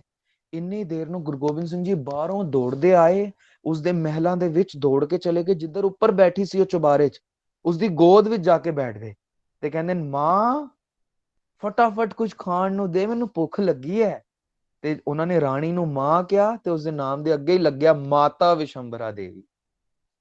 ਉਹਨੂੰ ਰਾਣੀ ਨਹੀਂ ਰਹੀ, ਤੇ ਰਾਣੀ ਦੀ ਤੇ ਹੈਰਾਨੀ ਦੀ ਹੱਦ ਹੀ ਨਾ ਰਹੀ, ਮੈਂ ਹੁਣੇ ਵਾਹਿਗੁਰੂ ਤੋਂ ਔਲਾਦ ਮੰਗੀ, ਇੰਨੀ ਜਲਦੀ ਔਲਾਦ ਦੇ ਦਿੱਤੀ, ਜਿਹੜੀ ਔਲਾਦ ਮੈਂ ਮੰਗੀ ਉਹੀ ਦੇ ਦਿੱਤੀ, ਉਹੀ ਗੋਦ ਵਿੱਚ ਆ ਕੇ ਬੈਠ ਗਿਆ। ਤੇ ਇੰਨਾ ਖੁਸ਼ ਹੁੰਦੀ ਹੈ, ਕਹਿੰਦੀ ਲਾਲ ਜੀ ਕੀ ਖਾਓਗੇ, ਕਹਿੰਦੇ ਪੂੜੀ ਛੋਲੇ ਖਾਣੇ ਆ ਅੱਜ ਮੈਂ। ਤੁਸੀਂ ਹੈਰਾਨ ਹੋ ਜਾਓਗੇ, ਮਾਤਾ ਪੂੜੀ ਛੋਲੇ ਖਿਲਾਉਂਦੀ ਸੀ ਰੋਜ਼, ਅੱਜ ਤੱਕ ਫਤਿਹ ਚੰਦ ਮੈਣੀ ਦੇ ਮਹਿਲ ਵਿੱਚ ਪੂਰੀ ਛੋਲੇ ਮਿਲਦੇ ਨੇ ਲੰਗਰ ਵਿੱਚ ਅੱਜ ਤੱਕ, ਇਸ ਪ੍ਰਤੀਕ ਵਿੱਚ ਕਿ ਕਲਗੀਧਰ ਹੋਰਾਂ ਨੇ ਆ ਕੇ ਪਹਿਲੇ ਦਿਨ ਪੂਰੀ ਛੋਲੇ ਦੀ ਮੰਗ ਕੀਤੀ ਸੀ। ਅੱਜ ਮਾਤਾ ਵਿਸ਼ੰਭਰਾ ਦੇਵੀ ਨਿਵਾਸ ਹੈ ਪਟਨਾ ਸਾਹਿਬ ਵਿੱਚ ਬਣਿਆ, ਬਹੁਤ ਆਲੀਸ਼ਾਨ ਬਾਲ ਲੀਲਾ ਗੁਰਦੁਆਰਾ ਸਾਹਿਬ ਹੈ, ਉਹਨਾਂ ਦਾ ਮਹਿਲ ਹੀ ਸੀ ਪਹਿਲੇ। ਜਿਵੇਂ ਬੰਗਲਾ ਸਾਹਿਬ ਰਾਜਾ ਜੈ ਸਿੰਘ ਦਾ ਮਹਿਲ ਸੀ, ਇਸ ਤਰ੍ਹਾਂ ਬਾਲ ਲੀਲਾ ਗੁਰਦੁਆਰਾ ਸਾਹਿਬ ਹੈ ਜਿਹੜਾ ਫਤਿਹ ਚੰਦ ਮੈਣੀ ਦਾ ਮਹਿਲ ਸੀ, ਉਸਦੀ ਰਾਣੀ ਵਿਸ਼ੰਭਰਾ ਦੇਵੀ ਦਾ। ਤੇ ਵਿਸ਼ੰਭਰਾ ਦੇਵੀ ਨੂੰ ਫਿਰ ਗੁਰੂ ਸਾਹਿਬ ਇੱਕ ਦਿਨ ਪੁੱਛ ਲੈਂਦੇ ਨੇ ਕਿ ਮਾਂ ਤੁਸੀਂ ਵਾਹਿਗੁਰੂ ਤੋਂ ਔਲਾਦ ਮੰਗਦੇ ਸੀ ਨਾ, ਕਿਸ ਤਰ੍ਹਾਂ ਦੀ ਔਲਾਦ ਚਾਹੀਦੀ ਹੈ। ਤੇ ਮਾਤਾ ਪਤਾ ਹੱਥ ਜੋੜ ਲੈਂਦੀ ਹੈ ਰਾਣੀ, ਕਹਿੰਦੀ ਹੁਣ ਔਲਾਦ ਨਹੀਂ ਚਾਹੀਦੀ। ਕਹਿੰਦੇ ਜਿਸ ਜ਼ਬਾਨ ਤੋਂ ਇੱਕ ਵਾਰ ਮਾਂ ਨਿਕਲ ਗਿਆ ਔਰ ਤੁਹਾਡੀ ਜ਼ਬਾਨ ਤੋਂ ਮਾਂ ਨਿਕਲ ਗਿਆ, ਉਸ ਤੋਂ ਬਾਅਦ ਤੁਹਾਨੂੰ ਲੱਗਦਾ ਮੇਰੀ ਇੱਛਾ ਰਹਿ ਗਈ ਹੈਗੀ ਔਲਾਦ ਦੀ, ਤੁਸੀਂ ਮੇਰੀ ਔਲਾਦ ਹੋ। ਫਿਰ ਗੁਰੂ ਸਾਹਿਬ ਬੜੇ ਪਿਆਰ ਵਿੱਚ ਆਉਂਦੇ ਨੇ, ਕਹਿੰਦੇ ਨੇ ਫਿਰ ਮਾਂ ਤੂੰ ਰੱਜੀ, ਤੂੰ ਰੱਜੀ, ਤੂੰ ਰੱਜੀ, ਤੂੰ ਸਦਾ ਹੀ ਰੱਜੀ ਰਹੇਂਗੀ, ਹੁਣ ਤੈਨੂੰ ਕਦੀ ਲਾਲਸਾ ਨਹੀਂ ਪੈਦਾ ਹੋਏਗੀ ਪੁੱਤਰਾਂ ਦੀ। ਉਸ ਮਾਂ ਨੂੰ ਆਪਣੀ ਮਾਂ ਹੋਣ ਦਾ ਦਰਜਾ ਦਿੱਤਾ ਗੁਰੂ ਗੋਬਿੰਦ ਸਿੰਘ ਪਾਤਸ਼ਾਹ ਨੇ, ਤੇ ਉਸਨੂੰ ਮਾਂ ਕਹਿ ਕੇ ਬੁਲਾਇਆ। ਫਿਰ ਗੁਰੂ ਸਾਹਿਬ ਹੋਰ ਵੱਡੇ ਹੋਏ, ਹੋਰ ਵੱਡੇ ਹੋਏ, ਹੋਰ ਵੱਡੇ ਹੋਏ, ਜਦੋਂ ਚੜ੍ਹਦੀ ਕਲਾ ਵਾਲੇ ਨੌਜਵਾਨ ਬਣਨ ਲੱਗੇ, ਗੁਰਗੱਦੀ ਦੀ ਪ੍ਰਾਪਤੀ ਹੋ ਗਈ, 9 ਸਾਲ ਦੇ ਸੀਗੇ ਜਦੋਂ ਗੁਰੂ ਬਣੇ। ਉਸ ਤੋਂ ਬਾਅਦ ਜਦੋਂ ਨੌਜਵਾਨ ਹੋਏ ਨਾ ਗੁਰੂ ਸਾਹਿਬ, ਤੇ ਗੁਰੂ ਸਾਹਿਬ ਨੇ ਬੜਾ ਔਖਾ ਸਮਾਂ ਦੇਖਿਆ। ਅਸੀਂ ਥੋੜਾ ਜਿਹਾ ਔਖਾ ਸਮਾਂ ਦੇਖਦੇ ਹਾਂ, ਅਸੀਂ ਵਿਸ਼ਵਾਸ ਡੋਲ ਜਾਂਦਾ ਹੈ, ਹਾਏ ਵਾਹਿਗੁਰੂ ਮੈਂ ਕੀ ਗਲਤੀ ਕੀਤੀ ਸੀ, ਸਾਰਾ ਦੁੱਖ ਮੈਨੂੰ ਹੀ ਹੈ ਨਾ। ਗੁਰੂ ਸਾਹਿਬ ਦੇ ਜੀਵਨ ਵਿੱਚ ਪਤਾ ਹੈ ਕਿਤਨਾ ਕਿਤਨਾ ਔਖਾ ਸਮਾਂ ਸੀ, ਪਰ ਗੁਰੂ ਸਾਹਿਬ ਕਹਿੰਦੇ ਨੇ ਔਖਾ ਤੇ ਹੈ ਹੀ ਨਹੀਂ, ਸਾਨੂੰ ਦਿਖ ਰਿਹਾ ਔਖਾ ਹੈ। ਕਿੰਨਾ ਔਖਾ ਹੈ 9 ਸਾਲ ਦੇ ਹੋਣ ਔਰ ਆਪਣੇ ਪਾਪਾ ਨੂੰ ਕਹਿਣ, ਪਾਪਾ ਮੇਰੇ ਫਰੈਂਡਸ ਦੇ ਪਾਪਾ ਇਹ ਜਿਹੜੇ ਸਾਰੇ ਖੜੇ ਨੇ ਉਦਾਸ ਕਿਉਂ ਨੇ, ਕਸ਼ਮੀਰ ਤੋਂ ਪੰਡਿਤ ਆਏ ਨੇ ਉਦਾਸ ਕਿਉਂ ਨੇ। ਕਹਿੰਦੇ ਨੇ ਬੱਚੇ ਔਰੰਗਜ਼ੇਬ ਹਿੰਦੂ ਧਰਮ ਨੂੰ ਮਾਰ ਰਿਹਾ ਹੈ, ਕਿਸੇ ਮਹਾਪੁਰਖ ਦੀ, ਕਿਸੇ ਬਹੁਤ ਵੱਡੇ ਪੁਰਸ਼ ਦੀ ਬਲੀ ਦੀ ਲੋੜ ਹੈ, ਕੁਰਬਾਨੀ ਦੀ ਲੋੜ ਹੈ, ਸ਼ਹਾਦਤ ਦੀ ਲੋੜ ਹੈ। ਤੇ ਅਗਰ ਕੋਈ ਮਹਾਪੁਰਸ਼ ਕੁਰਬਾਨੀ ਦੇ ਦੇਗਾ ਤੇ ਉਹ ਸ਼ਹਾਦਤ ਦੇ ਦੇਗਾ ਤੇ ਇਹਨਾਂ ਦਾ ਧਰਮ ਬਚ ਜਾਏਗਾ। ਪਤਾ ਹੈ ਗੁਰੂ ਸਾਹਿਬ ਕੀ ਕਹਿੰਦੇ ਨੇ? ਕਹਿੰਦੇ ਨੇ ਫਿਰ ਗੁਰੂ ਸਾਹਿਬ ਅਗਰ ਪਰਮ ਪਿਤਾ ਵਾਹਿਗੁਰੂ ਤੋਂ ਬਾਅਦ ਕੋਈ ਮਹਾਪੁਰਸ਼ ਹੈ ਤੇ ਮੈਨੂੰ ਤੇ ਉਹ ਤੁਸੀਂ ਦਿਖਦੇ ਹੋ, ਫਟਾਫਟ ਜਾਓ ਸ਼ਹਾਦਤ ਦਿਓ। ਆਪਣੇ ਪਾਪਾ ਨੂੰ ਵੀ ਕੋਈ ਇਸ ਤਰ੍ਹਾਂ ਕਹਿੰਦਾ ਕਿ ਤੁਸੀਂ ਜਾਓ, ਤੇ ਗੁਰੂ ਸਾਹਿਬ ਕਹਿੰਦੇ ਨੇ ਮੈਨੂੰ ਇਸ ਤਰ੍ਹਾਂ ਤੁਸੀਂ ਕਿਉਂ ਕਹਿ ਰਹੇ ਹੋ ਗੋਬਿੰਦ ਰਾਏ ਜੀ, ਤੁਸੀਂ ਮੇਰੇ ਨਾਲ ਪਿਆਰ ਨਹੀਂ ਕਰਦੇ। ਕਹਿੰਦੇ ਪਾਪਾ ਮੈਂ ਤੁਹਾਡੇ ਨਾਲ ਬਹੁਤ ਪਿਆਰ ਕਰਦਾ ਹਾਂ, ਪਰ ਮੈਂ ਆਪਣੇ ਦੋਸਤਾਂ ਦੇ ਪਿਤਾ ਜੀ ਦੀ ਵੱਲ ਦੇਖ ਰਿਹਾ, ਮੇਰੇ ਸਾਰੇ ਦੋਸਤਾਂ ਦੇ ਬਾਪ ਜਿਹੜੇ ਖੜੇ ਨੇ, ਇੱਕ ਤੁਸੀਂ ਅਗਰ ਸ਼ਹੀਦ ਨਾ ਹੋਏ ਤੇ ਸਾਰੇ ਮਾਰੇ ਜਾਣ, ਤੇ ਮੈਂ ਚਾਹੁੰਦਾ ਮੈਂ ਅਨਾਥ ਹੋ ਜਾ ਪਰ ਇਹ ਸਾਰੇ ਬੱਚੇ ਅਨਾਥ ਨਾ ਹੋਣ। ਤੇ ਗੁਰੂ ਸਾਹਿਬ ਇੱਕਦਮ ਗਲੇ 'ਚ ਲੈ ਲੈਂਦੇ ਨੇ, ਆਹਾ ਬੱਚੇ ਕਮਾਲ ਕਰ ਦਿੱਤੀ ਗੋਬਿੰਦ ਰਾਏ, ਪਰ ਤੂੰ ਮੈਨੂੰ ਇੱਕ ਗੱਲ ਦੱਸ, ਅਗਰ ਮੇਰੇ ਖੂਨ ਨਾਲ ਔਰੰਗਜ਼ੇਬ ਦੀ ਪਿਆਸ ਨਹੀਂ ਬੁਝੇਗੀ ਫਿਰ ਤੂੰ ਕੀ ਕਰੇਗਾ। ਅਗਰ ਉਹ ਫਿਰ ਮਾਰਦਾ ਰਿਹਾ, ਜਿਹੜਾ ਕਿ ਅਸੀਂ ਦੇਖਿਆ ਇਤਿਹਾਸ ਨੇ ਕਿ ਔਰੰਗਜ਼ੇਬ ਫਿਰ ਵੀ ਮਾਰਦਾ ਰਿਹਾ ਹਿੰਦੂਆਂ ਨੂੰ ਗੁਰੂ ਸਾਹਿਬ ਦੀ ਸ਼ਹਾਦਤ ਤੋਂ ਬਾਅਦ ਵੀ। ਤੇ ਪਤਾ ਹੈ ਗੋਬਿੰਦ ਰਾਏ ਜੀ ਦਾ ਕੀ ਉਸ ਤੋਂ ਬਾਅਦ ਜਵਾਬ ਸੀ? ਕਹਿੰਦੇ ਡੈਡੀ ਜਿਵੇਂ ਵੀ ਬੁਲਾਉਂਦੇ ਹੋਣਗੇ ਪਿਤਾ ਜੀ, ਗੁਰੂ ਪਿਤਾ ਪਿਆਰ ਨਾਲ ਜਿਵੇਂ ਬੁਲਾਉਂਦੇ ਹੋਣਗੇ, ਐ ਗੁਰੂ ਪਿਤਾ ਅਗਰ ਤੁਸੀਂ ਚਲੇ ਗਏ ਤੁਹਾਡੇ ਖੂਨ ਨਾਲ ਪਿਆਸ ਨਾ ਬੁਝੀ ਤੇ ਮੈਨੂੰ ਮੰਮਾ ਦਿਖ ਰਹੇ ਨੇ ਇਧਰ, ਮਾਤਾ ਗੁਜਰ ਕੌਰ, ਕਹਿੰਦੇ ਮੰਮਾ ਨੂੰ ਵੀ ਤੋੜ ਦਾਂਗਾ। ਫਿਰ ਕੀ ਪਤਾ ਮੈਂ ਉਸ ਵਕਤ ਤੱਕ ਵੱਡਾ ਹੋ ਗਿਆ, ਮੇਰਾ ਵਿਆਹ ਹੋ ਗਿਆ, ਮੇਰੇ ਬੱਚੇ ਹੋ ਗਏ। ਗੁਰੂ ਸਾਹਿਬ ਜਿੰਨੇ ਵੀ ਬੱਚੇ ਹੋਣਗੇ ਸਾਰੇ ਬੱਚਿਆਂ ਨੂੰ ਸ਼ਹੀਦ ਕਰਾ ਦਾਂਗਾ, ਤੁਸੀਂ ਫਿਕਰ ਨਾ ਕਰੋ, ਤੁਸੀਂ ਇੱਕ ਸਿਰ ਦਿਓ ਮੈਂ ਪੂਰਾ ਪਰਿਵਾਰ ਵਾਰ ਦਿਆਂਗਾ। ਅਸੀਂ ਕਹਿੰਦੇ ਨਾ ਸਰਬੰਸ ਦਾਨੀ ਪਿਤਾ, ਪਿਤਾ ਵੀ ਵਾਰ ਦਿੱਤੇ, ਮਾਤਾ ਵੀ ਵਾਰ ਦਿੱਤੇ, ਚਾਰੋਂ ਲਾਲ ਵਾਰ ਦਿੱਤੇ, ਪਰ ਸ਼ਿਕਾਇਤ ਕਦੀ ਨਹੀਂ ਕੀਤੀ ਸ਼ਿਕਾਇਤ। ਜਦੋਂ ਮਾਛੀਵਾੜੇ ਦੇ ਜੰਗਲਾਂ 'ਚ ਗਏ ਤੇ ਸ਼ਿਕਾਇਤ ਅਸੀਂ ਹੋਈ ਤੇ ਹਾਏ ਵਾਹਿਗੁਰੂ ਕੀ ਕੀਤਾ ਮੇਰੇ ਨਾਲ, ਅੱਜ ਤੋਂ ਬਾਅਦ ਗੁਰਦੁਆਰੇ ਨਹੀਂ ਆਵਾਂਗੇ, ਪਾਠ ਹੀ ਨਹੀਂ ਕਰਾਂਗੇ, ਛੋੜ ਤੇਰੀ ਸਿੱਖੀ, ਅਸੀਂ ਸਿੱਖ ਹੀ ਨਹੀਂ ਰਹੇ। ਪਰ ਗੁਰੂ ਸਾਹਿਬ ਨੇ ਮਾਛੀਵਾੜੇ ਦੇ ਜੰਗਲਾਂ ਜਾ ਕੇ ਪਤਾ ਕੀ ਕਿਹਾ? ਮਿੱਤਰ ਪਿਆਰੇ ਨੂੰ ਹਾਲ ਮੁਰੀਦਾਂ ਦਾ ਕਹਿਣਾ। ਵਾਹਿਗੁਰੂ ਨੂੰ ਮਿੱਤਰ ਕਹਿ ਕੇ ਸੰਬੋਧਨ ਕੀਤਾ ਕਿ ਵਾਹਿਗੁਰੂ ਤੂੰ ਮੇਰਾ ਸੱਚਾ ਮਿੱਤਰ ਹੈ। ਪਰ ਜਦੋਂ ਭਾਈ ਦਇਆ ਸਿੰਘ ਨੇ ਪੁੱਛ ਲਿਆ ਕਾਦੀ ਮਿੱਤਰਤਾ ਗੁਰੂ ਸਾਹਿਬ, ਬਾਪ ਤੁਸੀਂ ਤੋੜ ਦਿੱਤਾ, ਮਾਤਾ ਤੁਹਾਡੇ ਸ਼ਹੀਦ ਹੋ ਗਏ, ਚਾਰੋਂ ਲਾਲ ਸ਼ਹੀਦ ਹੋ ਗਏ, ਇੱਕ ਵੀ ਨਾ ਬਚਿਆ, ਕਾਦੀ ਮਿੱਤਰਤਾ? ਕਹਿੰਦੇ ਨੇ ਪਤਾ ਹੈ ਦਇਆ ਸਿੰਘ ਜੀ, ਵਾਹਿਗੁਰੂ ਨੇ ਮੇਰੇ ਤੇ ਸਿਰ ਤੇ ਇੱਕ ਅਹਿਸਾਨ ਕੀਤਾ ਸੀ, ਇਹ 4 ਔਲਾਦਾਂ ਦੇ ਕੇ। ਇੱਕ ਵੀ ਔਲਾਦ ਸਿੱਖੀ ਤੋਂ ਮੁਨਕਰ ਨਹੀਂ ਹੋਈ, ਇੱਕ ਵੀ ਔਲਾਦ ਸਿੱਖੀ ਤੋਂ ਡੋਲੀ ਨਹੀਂ, ਸਾਰੇ ਬੱਚਿਆਂ ਨੇ ਜਾਨ ਦੇਣੀ ਤੇ ਕਬੂਲ ਕਰ ਲਈ, ਪਰ ਸਿਰ ਤੇ ਟੋਪੀ ਪਾਣੀ ਮਨਜ਼ੂਰ ਨਹੀਂ ਕੀਤੀ। ਅੱਜ ਮੈਂ ਇਸ ਚੀਜ਼ ਦਾ ਵਾਹਿਗੁਰੂ ਦਾ ਸ਼ੁਕਰ ਕਹਿ ਰਿਹਾ, ਐ ਮੇਰੇ ਵਾਹਿਗੁਰੂ ਤੂੰ ਮੇਰੇ ਬੱਚਿਆਂ ਨੂੰ ਸਿੱਖ ਪੈਦਾ ਕੀਤਾ ਸੀ, ਉਹ ਸਿੱਖ ਹੀ ਮਰ ਗਏ। ਮੇਰੀ ਬਸ ਬਹੁਤ ਸ਼ੁਕਰਗੁਜ਼ਾਰ ਵਾਹਿਗੁਰੂ ਮੈਂ ਕਿ ਤੁਸੀਂ ਸਿੱਖ ਬਣਾ ਕੇ ਮੇਰੇ ਬੱਚੇ ਤੋੜ ਦਿੱਤੇ। ਫਿਰ ਕਹਿੰਦੇ ਨੇ ਸਦ ਸ਼ੁਕਰ ਹੈ ਕਭੀ ਖੰਜਰ ਸੇ ਹਮ ਵੀ ਮਰेंगे। ਭਾਈ ਦਇਆ ਸਿੰਘ ਨੂੰ ਉਦੋਂ ਹੀ ਦੱਸ ਦਿੱਤਾ ਸੀ, ਕਹਿੰਦੇ ਦਇਆ ਸਿੰਘ ਇਹ ਨਾ ਸੋਚੋ ਕਿ ਸਿਰਫ ਬਾਪ ਤੋਰਿਆ, ਮਾਤਾ ਤੋਰੀ, 4 ਲਾਲ ਤੋਰੇ, ਆਪਣੇ ਆਪ ਨੂੰ ਵੀ ਮੈਂ ਸ਼ਹੀਦ ਕਰਾਂਗਾ, ਸ਼ਹਾਦਤ ਦਾ ਜਾਮ ਮੈਂ ਵੀ ਪੀਵਾਂਗਾ। ਤੇ ਸਾਨੂੰ ਪਤਾ ਹੈ ਕਿ ਗੁਰੂ ਸਾਹਿਬ ਨੂੰ ਖੰਜਰ ਆ ਕੇ ਖੋਪ ਦਿੱਤਾ ਸੀ ਉਹਨਾਂ ਦੀ ਛਾਤੀ ਦੇ ਵਿੱਚ 2 ਮੁਗਲਾਂ ਨੇ, ਹਨਾ। ਤੇ ਗੁਰੂ ਸਾਹਿਬ ਉਸੇ ਖੰਜਰ ਕਰਕੇ ਹੀ ਫਿਰ ਬਾਅਦ ਚ ਜੋਤੀ ਜੋਤ ਸਮਾ ਗਏ ਸੀ। ਤੇ ਗੁਰੂ ਸਾਹਿਬ ਨੇ ਪਹਿਲੇ ਦੱਸ ਦਿੱਤਾ ਸੀ ਦਇਆ ਸਿੰਘ ਸਦ ਸ਼ੁਕਰ ਹੈ, ਮੈਂ ਹੁਣੇ ਵੀ ਸ਼ੁਕਰ ਵਿੱਚ ਹਾਂ, ਸਦ ਸ਼ੁਕਰ ਹੈ ਕਭੀ ਖੰਜਰ ਸੇ ਹਮ ਵੀ ਮरेंगे। ਖੰਜਰ ਮੈਨੂੰ ਵੀ ਵੱਜੇਗਾ, ਸ਼ਹੀਦ ਮੈਂ ਵੀ ਹੋਵਾਂਗਾ, ਤਾਂ ਵੀ ਸ਼ੁਕਰ ਵਿੱਚ ਰਹਾਂਗਾ ਦਇਆ ਸਿੰਘ। ਸੋ ਗੁਰੂ ਸਾਹਿਬ ਨੇ ਸਾਨੂੰ ਬੇਹੱਦ ਸ਼ੁਕਰ ਵਿੱਚ ਰਹਿਣ ਦਾ ਤਰੀਕਾ ਸਮਝਾਇਆ। ਬੜੀ ਸਾਰੀ ਜੰਗਾਂ ਲੜੀਆਂ ਉਹਨਾਂ ਨੇ, ਬਹੁਤ ਸਾਰੀ ਜੰਗਾਂ। ਤੇ ਜਦੋਂ ਗੁਰੂ ਸਾਹਿਬ ਜੰਗ ਲੜ ਰਹੇ ਸਨ, ਪਹਿਲੀ ਭੰਗਾਣੀ ਦਾ ਯੁੱਧ, ਪਤਾ ਹੈ ਕਈ ਲੋਕ ਸਾਨੂੰ ਕੀ ਕਹਿ ਦਿੰਦੇ ਨੇ ਕਿ ਗੁਰੂ ਗੋਬਿੰਦ ਸਿੰਘ ਨਾ, ਕਈ ਕਥਾਵਾਚਕ ਵੀ ਮੈਂ ਕਹਿੰਦੇ ਸੁਣੇ ਕਿ ਗੁਰੂ ਗੋਬਿੰਦ ਸਿੰਘ ਮੁਸਲਮਾਨਾਂ ਦੇ ਵੈਰੀ ਸਨ, ਮੁਸਲਮਾਨਾਂ ਦਾ ਸਤਿਆਨਾਸ਼ ਕਰਨਾ ਚਾਹੁੰਦੇ ਸਨ, ਪਰ ਗੁਰੂ ਸਾਹਿਬ ਕਿਸੇ ਧਰਮ ਦੇ ਵੈਰੀ ਨਹੀਂ ਸਨ। ਇਸ ਦਾ ਬਹੁਤ ਵੱਡਾ ਸਬੂਤ ਮੈਂ ਤੁਹਾਨੂੰ ਇੱਕ ਦੇ ਦਿੰਦਾ। ਭੰਗਾਣੀ ਦੇ ਯੁੱਧ ਵਿੱਚ ਗੁਰੂ ਸਾਹਿਬ ਕੋਲ ਇੱਕ ਮੁਸਲਮਾਨ ਫਕੀਰ ਆਏ, ਜਿਵੇਂ ਅਸੀਂ ਪੀਰ ਭੀਖਨ ਸ਼ਾਹ ਦਾ ਨਾਮ ਸੁਣਿਆ, ਇੱਕ ਹੋਰ ਮੁਸਲਮਾਨ ਫਕੀਰ ਆਏ ਜਿਨ੍ਹਾਂ ਦਾ ਨਾਮ ਸੀ ਪੀਰ ਬੁੱਧੂ ਸ਼ਾਹ।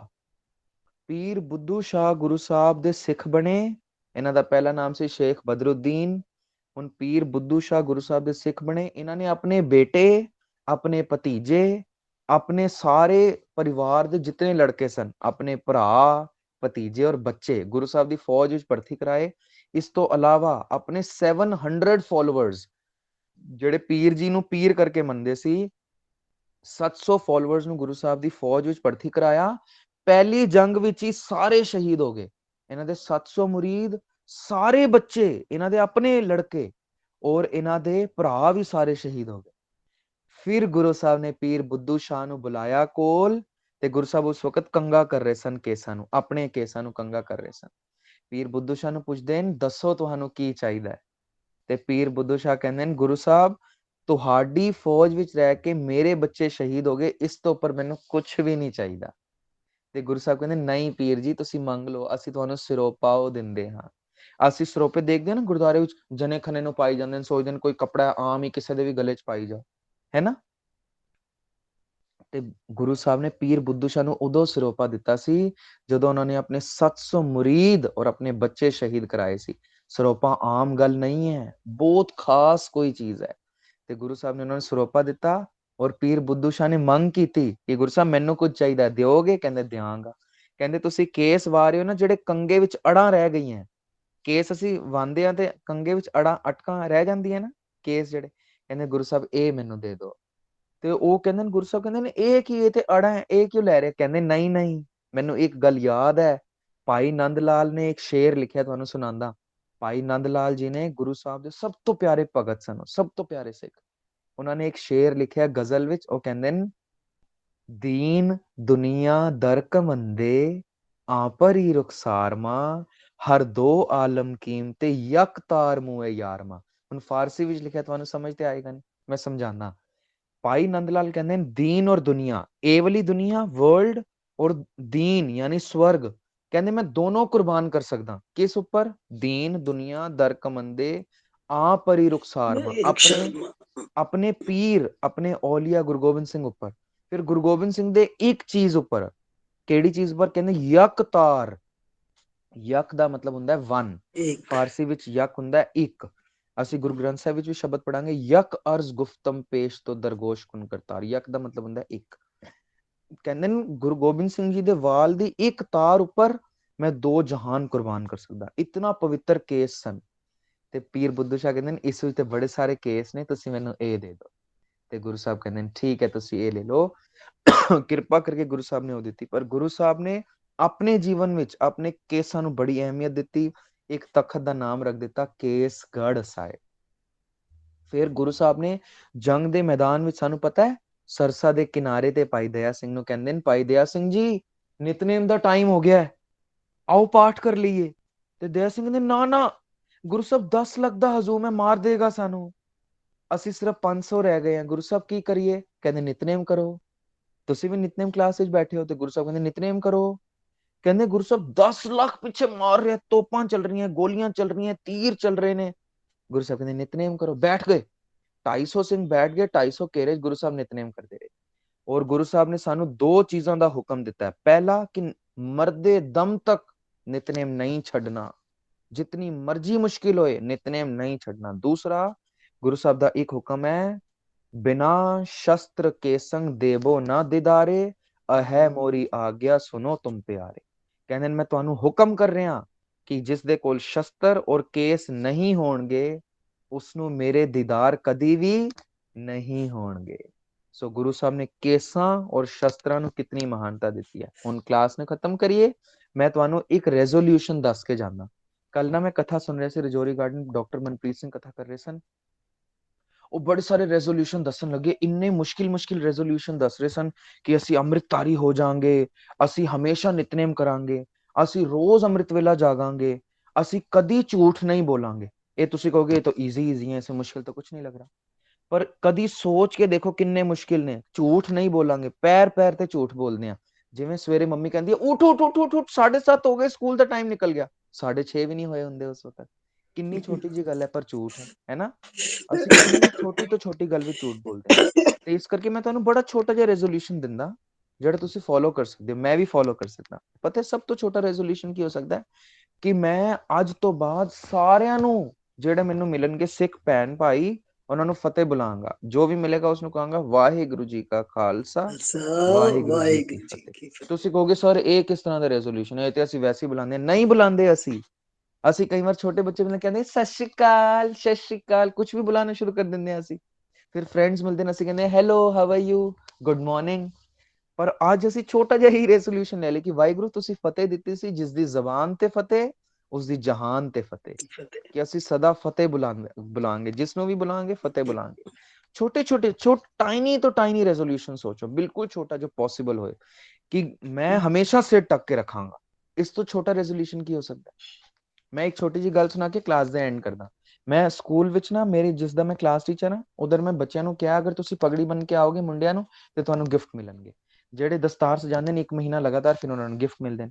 ਇੱਕ ਦਿਨ ਨਾ ਕੁੜੀਆਂ ਨਾਰਾਜ਼ ਹੋ ਗਈਆਂ ਮੇਰੀ क्लास ਦੀ, सर ये क्या बात है, वो दस्तार सजाते हैं तो उनको गिफ्ट देते हो, हमें क्या मिलेगा, हम तो नहीं दस्तार सजाएंगे सर, कैसे दस्तार सजाएं, लड़कियां कितनी कैसे लगेंगी, हम सारी सिख थोड़ी हैं। ਫਿਰ ਜਿਹੜੀ ਸਿੱਖ ਕੁੜੀਆਂ ਉਹ ਵੀ ਦਸਤਾਰ ਨਹੀਂ ਸਜਾਉਂਦੀਆਂ। ਫਿਰ ਮੈਂ ਉਹਨਾਂ ਨੂੰ ਕਿਹਾ ਤੁਹਾਨੂੰ ਹੋਰ ਈਜ਼ੀ ਕੰਮ ਦਿੰਦਾ, ਮੁੰਡੇ ਦਸਤਾਰ ਸਜਾਉਂਦੇ ਨੇ, ਤੁਸੀਂ ਸਿਰਫ ਸਿਰ ਤੇ ਸਕਾਫ ਰੱਖੋ ਜਾਂ ਚੁੰਨੀ ਰੱਖੋ, ਜਿਹੜਾ 1 ਮਹੀਨਾ ਲਗਾਤਾਰ ਰੱਖੇਗਾ ਉਸ ਨੂੰ ਗਿਫਟ ਮਿਲੇਗਾ। मतलब ਤੁਸੀਂ ਸੋਚੋ ਕਿ ਸਕਾਫ ਰੱਖਣਾ ਵੀ ਭਾਰੀ ਹੋ ਗਿਆ, 24 ਘੰਟੇ ਕੌਣ ਰੱਖੇਗਾ, ਸਿਰ ਤੇ ਚੁੰਨੀ ਕੌਣ ਰੱਖ ਸਕਦਾ, ਜਦਕਿ ਗੁਰੂ ਸਾਹਿਬ ਨੇ ਕਿਹਾ ਕਿ ਕੇਸ ਇੰਨੇ ਪਿਆਰੇ ਨੇ, ਹਮੇਸ਼ਾ ਟੱਕੇ ਰਹਿਣੇ ਚਾਹੀਦੇ। ਕਹਿੰਦੇ ਨੇ ਨਗਨ ਹੋਏ ਬਾਹਰ ਫਿਰੈ, ਨਗਨ ਸੀਸ ਜੋ ਖਾਏ, ਨਗਨ ਪ੍ਰਸ਼ਾਦ ਜੋ ਬਾਂਟੇ, ਤਨਖਾਈ ਵੱਡਾ ਕਹਾਏ। ਸਮਾਂ ਮੇਰੇ ਕੋਲ ਬਹੁਤਾ ਨਹੀਂ, ਮੈਂ ਤਾਂ ਤੁਹਾਨੂੰ ਦੱਸ ਰਿਹਾ ਕਿ ਛੋਟੇ ਤੋਂ ਛੋਟਾ ਰੈਜ਼ੋਲੂਸ਼ਨ ਕਿ ਮੈਂ ਹਮੇਸ਼ਾ ਸਿਰ ਟੱਕ ਕੇ ਰੱਖਾਂਗਾ। ਮੈਂ ਘਰ ਵਿੱਚ ਆ, ਪਗੜੀ ਨਹੀਂ ਬੰਨੀ ਤੇ ਪਟਕਾ ਬਨ ਕੇ ਰੱਖਾਂਗਾ, ਪਟਕਾ ਨਹੀਂ ਤੇ ਸਕਾਰਫ ਬਨ ਕੇ ਹੀ ਰੱਖਾਂਗਾ, ਕਦੀ ਕੇਸ ਨੰਗੇ ਨਹੀਂ ਹੋਣਗੇ। ਵਾਸ਼ਰੂਮ ਜਾਣ ਵੇਲੇ, ਖਾਣਾ ਖਾਣ ਵੇਲੇ, ਪਾਣੀ ਪੀਣ ਵੇਲੇ ਸਿਰ ਟੱਕ ਕੇ ਰੱਖਾਂਗਾ, ਸਾਰਿਆਂ ਨੂੰ ਫਤਿਹ ਬੁਲਾਵਾਂਗਾ। ਇਸ ਤਰ੍ਹਾਂ ਦੇ ਟਾਈਨੀ ਰੈਜ਼ੋਲੂਸ਼ਨਸ ਤੁਸੀਂ ਸੋਚ ਲਓ ਆਪਣੇ ਲਈ, ਐਸੇ ਰੈਜ਼ੋਲੂਸ਼ਨ ਪੂਰੇ ਵੀ ਹੋ ਜਾਂਦੇ। ਵੱਡੇ ਵੱਡੇ ਰੈਜ਼ੋਲੂਸ਼ਨ ਸੋਚਾਂਗੇ ਪੂਰੇ ਨਹੀਂ ਹੁੰਦੇ ਕਦੇ। ਛੋਟਾ ਰੈਜ਼ੋਲੂਸ਼ਨ ਕਿ ਸਾਰਿਆਂ ਨੂੰ ਫਤਿਹ ਬੁਲਾਇਆ ਕਰਾਂਗੇ। ਹੁਣ ਤੁਸੀਂ ਮੈਨੂੰ ਵੀ ਫਤਿਹ ਬੁਲਾ ਦਿਓ, ਸਾਰਿਆਂ ਨੂੰ ਹੈਪੀ ਨਿਊ ਈਅਰ, ਨਵੇਂ ਸਾਲ ਦੀ ਮੁਬਾਰਕ। ਪਰ ਨਵਾਂ ਕੇਵਲ ਵਾਹਿਗੁਰੂ ਹੈ, ਜਿਸ ਦਾ ਰਸ ਵੱਧਦਾ ਜਾਏਗਾ। ਰੋਜ਼ ਸਿਮਰਨ ਕਰਦੇ ਜਾਾਂਗੇ, ਰਸ ਵੱਧਦਾ ਜਾਏਗਾ। ਇਤਨੀਆਂ ਸੇਵਾਵਾਂ ਅੱਜ ਦੀ ਪ੍ਰਵਾਨ ਕਰਨੀਆਂ। ਗੁਰੂ ਸਾਹਿਬ ਦੇ ਪ੍ਰਕਾਸ਼ ਪੁਰਬ ਦੀ ਸਾਰਿਆਂ ਨੂੰ ਲੱਖ ਲੱਖ ਵਧਾਈਆਂ। ਵਾਹਿਗੁਰੂ ਜੀ ਕਾ ਖਾਲਸਾ, ਖਾਲਸਾ, ਵਾਹਿਗੁਰੂ ਜੀ ਕੀ ਵਾਹਿਗੁਰੂ ਜੀ ਕੀ ਫਤਿਹ। ਫਤਿਹ। ਬੋਲੇ ਸੋ ਨਿਹਾਲ, ਸਤਿ ਸ੍ਰੀ ਸਤਿ ਸ੍ਰੀ ਅਕਾਲ। ਅਕਾਲ। ਕਿੰਨਾ ਕੁ ਧੰਨਵਾਦ ਕਰੀਏ ਵੀਰ ਗਗਨਦੀਪ ਸਿੰਘ ਜੀ ਦਾ, ਜਿਨ੍ਹਾਂ ਨੇ ਪਤਾ ਹੀ ਨਹੀਂ ਲੱਗਿਆ ਕਿ ਕਲਾਸ ਦਾ ਟਾਈਮ ਕਿਸ ਤਰ੍ਹਾਂ ਖਤਮ ਹੋ ਗਿਆ। ਅਜੇ ਤਾਂ ਲੱਗ ਰਿਹਾ ਸੀ ਕਿ ਗੱਲ ਸ਼ੁਰੂ ਹੋਈ ਹੈ ਔਰ ਕਲਾਸ ਦਾ ਟਾਈਮ ਜਿਹੜਾ ਉਹ ਖਤਮ ਹੋ ਗਿਆ। ਅਸੀਂ ਬਹੁਤ ਬਹੁਤ ਧੰਨਵਾਦੀ ਹਾਂ। ਜਦੋਂ ਅਸੀਂ ਯਾਦ ਕਰਦੇ ਹਾਂ ਵੀਰ ਜੀ, ਬੜੇ ਆਪਣੇ ਟਾਈਟ ਸ਼ਡਿਊਲ ਵਿੱਚੋਂ ਵੀ ਟਾਈਮ ਕੱਢ ਕੇ ਤੇ ਸਾਡੀ ਬੇਨਤੀ ਪ੍ਰਵਾਨ ਕਰਦੇ ਨੇ, ਆ ਜਾਂਦੇ ਨੇ। ਪਰ ਨਾਲ ਨਾਲ ਮੈਂ ਇੱਕ ਗੱਲ ਬੜੀ ਪਿਆਰੀ ਜੀ ਹਮੇਸ਼ਾ ਹੀ ਕਹਿੰਦੀ ਹਾਂ ਕਿ ਅਸੀਂ ਇਹਨਾਂ ਨੂੰ ਬੁਲਾਉਂਦੇ ਜ਼ਰੂਰ ਹਾਂ, ਲੇਕਿਨ ਤੇ ਸਾਡੀ ਕਲਾਸ ਦਾ ਹਿੱਸਾ ਨੇ, ਬੜਾ ਅਹਿਮ ਹਿੱਸਾ ਨੇ। ਔਰ ਕੁਝ 1-2 ਮਹੀਨੇ ਵੀ ਨਹੀਂ ਨਿਕਲਦੇ ਤੇ ਬੱਚਿਆਂ ਦੀ ਡਿਮਾਂਡ ਆਉਣੀ ਸ਼ੁਰੂ ਹੋ ਜਾਂਦੀ ਹੈ ਕਿ ਵੀਰ ਜੀ ਨੂੰ ਬੁਲਾਓ, ਵੀਰ ਜੀ ਨੂੰ ਬੁਲਾਓ, ਕਿਉਂਕਿ ਇਹਨਾਂ ਨੇ ਬਹੁਤ ਔਖੀਆਂ ਗੱਲਾਂ ਨੂੰ ਵੀ ਬਹੁਤ ਸੌਖਾ ਕਰਕੇ ਤੁਹਾਨੂੰ ਸਮਝਾਇਆ, ਹਮੇਸ਼ਾ ਹੀ, ਅੱਜ ਨਹੀਂ, ਜਦੋਂ ਵੀ ਆਉਂਦੇ ਨੇ ਇਹਨਾਂ ਨੇ ਗੱਲ ਬੜੀ ਗੂੜ ਹੁੰਦੀ ਹੈ, ਗੱਲ ਬੜੀ ਔਖੀ ਹੁੰਦੀ ਹੈ, ਲੇਕਿਨ ਬੱਚਿਆਂ ਦੀ ਲੈਵਲ ਤੇ ਆ ਕੇ ਕਿਤਨੇ ਸੌਖੇ ਤਰੀਕੇ ਨਾਲ ਉਹ ਸਮਝਾ ਦਿੰਦੇ ਨੇ। ਸੋ ਅਸੀਂ ਕਿਸ ਤਰ੍ਹਾਂ ਧੰਨਵਾਦ ਕਰੀਏ, ਬਹੁਤ ਆਨੰਦ, ਬਹੁਤ ਜ਼ਿਆਦਾ ਆਨੰਦ, ਜਿਸ ਨੂੰ ਕਿ ਮੈਂ ਬਿਆਨ ਨਹੀਂ ਕਰ ਸਕਦੀ। ਸੋ ਅਸੀਂ ਆਸ ਵੀ ਰੱਖਦੇ ਹਾਂ ਕਿ ਅਸੀਂ ਅੱਗੋਂ ਵੀ ਜਦੋਂ ਯਾਦ ਕਰਾਂਗੇ ਸੋ ਇਹ ਜ਼ਰੂਰ ਟਾਈਮ ਦੇਣਗੇ, ਕਿਉਂਕਿ ਇਹਨਾਂ ਦੇ ਕੋਲ ਟਾਈਮ ਬਿਲਕੁਲ ਨਹੀਂ ਹੈ।